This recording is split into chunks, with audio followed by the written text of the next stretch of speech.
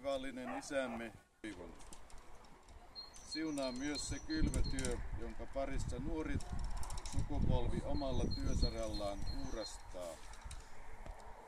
Suon nuorten ja meidän kaikkien aina tuntea, että jokainen päivä on valoisa ja täynnä toivoa oleva siunauksen päivä.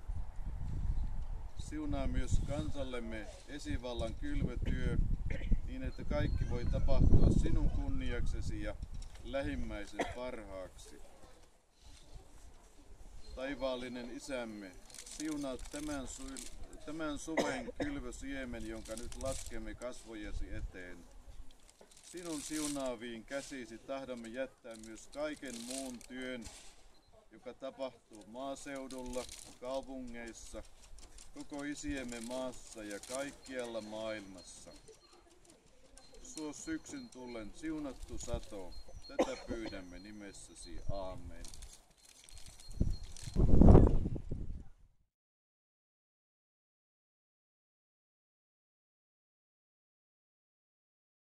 Vielä rukoilemme tämän tilan omistajille ja tämän rukouspalvelun osallistujille sekä kaikille kristiveljillemme ja sisarillemme armoa, elämää, rauhaa, terveyttä, pelastusta, Jumalan huolenpitoa, syntien sovitusta ja anteeksi antamista.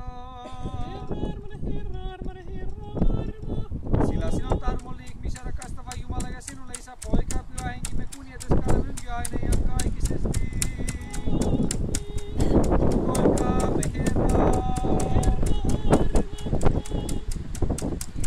Herra meidän Jumalamme, ja yle rikastaa kahdestasi olemme saaneet tavan edessäsi olevan siemen viljan ja rukoilemme sinua valtias ottaman sen huomasi, sillä emme uskaltaisi kylvää sillä elottoman multan, ellei me muistaisi sinun valtiutasi käskyneen, vaan synnyttää kasva ja antaa kylväjälle siemenen ja leivaa ravinnoksi.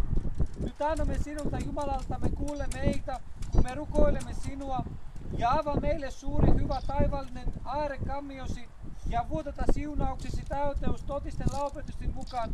Torju myös luotamme kaikki, mikä tuhoaa peltomme kasvun ja kaikki kuritus, joka meitä syntiemme tahten oikeuden mukaan kohtaisi. Ja suo suuri laupetus koko kansallesi, aansyntyneen poikasi armosta ihmisrakkaudesta. Hänen kaikki pyhän hyvän jälväksi tekevä henkesi kanssa, sinä kiitos olet nyt ja aina ja kaikista. Amen.